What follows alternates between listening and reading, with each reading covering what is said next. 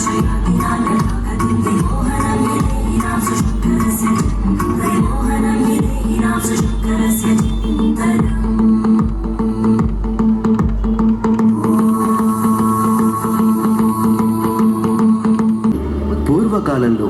ఒక భక్తాగ్రేసరుడు ఉండేవాడు.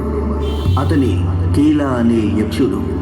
సంవత్సరాలు గడిచిపోతున్నా కీలుని సంకల్పం మాత్రం రవంత కూడా సడలలేదు. కళ్ళు తెరువు కీల. నీ నిశ్చల భక్తిని, అచంచల విశ్వాసాన్ని మెచ్చితిని. నీకేం వరం కావాలో కోరుకో. అమ్మా జగన్మాత, నీవు ఎల్లప్పుడూ నా హృదయంలో నివసించాలన్నదే నా కోరిక. నీ చరణాలకు నన్ను దూరం చేయకు తల్లి. నీ కరుణా కటాక్షాలు నాపై సర్వదా ప్రసరిస్తూ ఉండేలా ఆశీర్వదించు తల్లి. తథాస్తు. ప్రజల పర్వతాన్ని కీలాద్రి అని పిలుస్తారు. నేనిక్కడికే వచ్చి నీ హృదయమందు నివసించదను. కానీ అందుకు నువ్వు కొంతకాలం వేచి ఉండదవుగాక. త్వరలోనే నీ కోరిక నెరవేరగలదు. అంత దాకా వేచి ఉండు.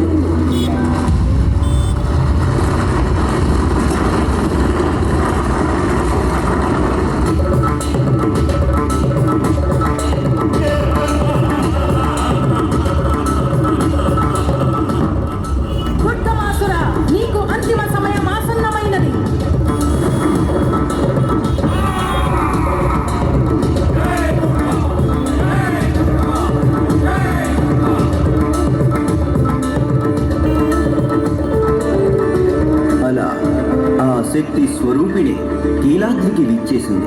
కానీ అంతటితో ఆ తల్లి అనుకున్న కార్యం పూర్తి కాలేదు. రాక్షసరాజునైన నన్ను ఈ నా పొంది తీరాలి.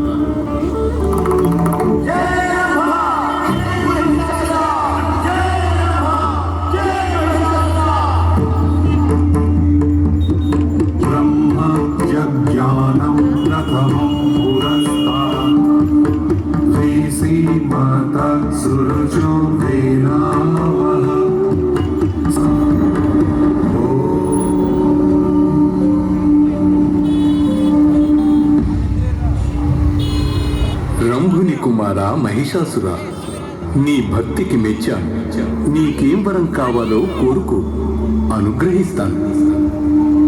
బ్రహ్మదేవ, నీ దర్శన భాగ్యంతో కృతార్థుడనయ్యాను. నా తపస్సు నేటికి సార్థకమైంది. నాకు మరణం లేకుండా వరాన్ని ప్రసాదించు తండ్రి. భక్తాగ్రేసర, ప్రకృతి విరుద్ధమైన ఈ వరాన్ని ప్రసాదించడం సాధ్యం కాదు. నేను ప్రసాదించగలిగిన మరేదైనా వరం కోరుకో. అటులైన ఈ విశ్వంలో నన్ను ఏ మానవుడు సంహరింపలేని వరాన్ని నాకు ప్రసాదించు. దేవతలంతా ఎంతో కాలంగా స్వర్గలోకంలో సకల సుఖాలను అనుభవిస్తున్నారు. వాళ్ళపై యుద్ధాన్ని ప్రకటించి వాళ్ళను సర్వనాశనం చేస్తాను.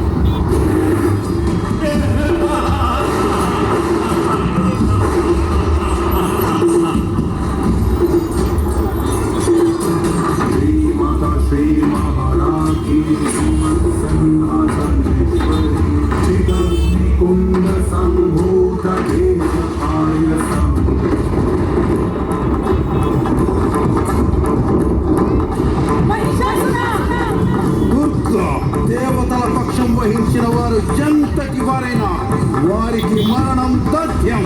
అది నీకు తప్పదు.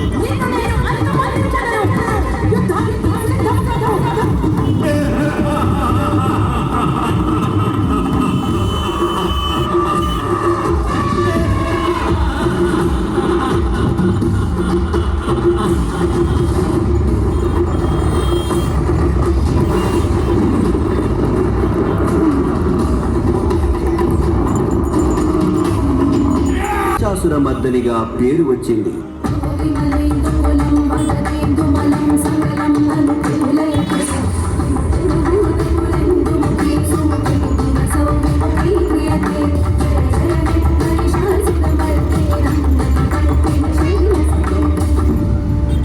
మహిషాసురుని వధించిన తరువాత కీలునికి వరాన్ని ప్రసాదించిన విధంగా బంగారు ఛాయతో మెరిసిపోతున్న శక్తి స్వరూపిణి దుర్గామాత కీలాద్రిపై వెలసింది.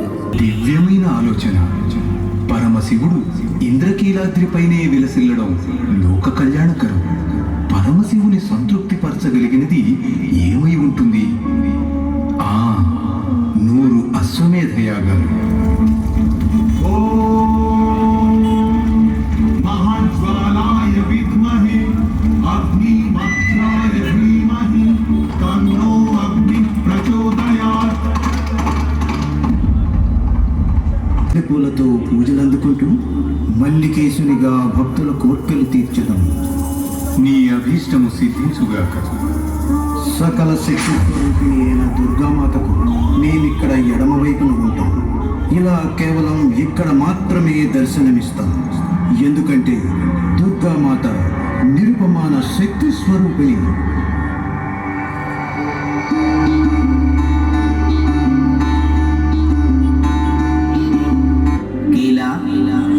పరమ నీకు ప్రదక్షిణం చేసి వెళ్ళలేదు. పవిత్ర కృష్ణా జలాలకు నీవు దారినివ్వాలి. ముందుకు వెళ్లేందుకు కృష్ణమ్మకు నేను ఒక బెజ్జం ద్వారా దారినిస్తాను.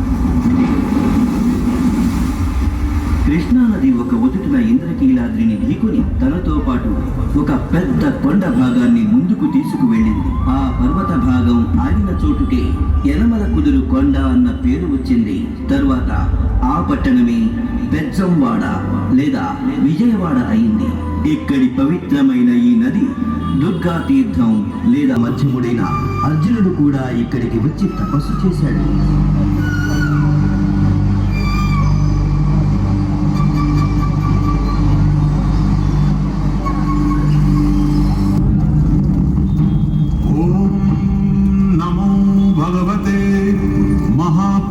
పాశుపతాస్త్రాన్ని ప్రసాదించు తండ్రి. తథాస్తు. కానీ అప్రమత్తుడివై మెలుగు వచ్చిన స్వామి, అర్జునునితో మళ్ళీ చేసిన ఈ తీర్థం ఫల్గుణ తీర్థంగా ప్రసిద్ధికెక్కుతుంది.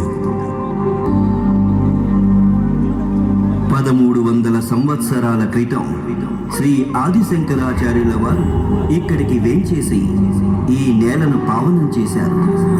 నాటి నుండి దుర్గామాతను వేద పద్ధతిలో మేరు లేదా శ్రీచక్ర రూపంలో పూజించడం ప్రారంభమైంది. ఆ జగన్మాతను శ్రీచక్ర నవార్చనతో పూజించి ప్రార్థిద్దాం. ఆ తల్లి కృపతో సుఖ సంతోషాలను, సమృద్ధిని, సిరి సంపదలను పొంది తరిద్దాం.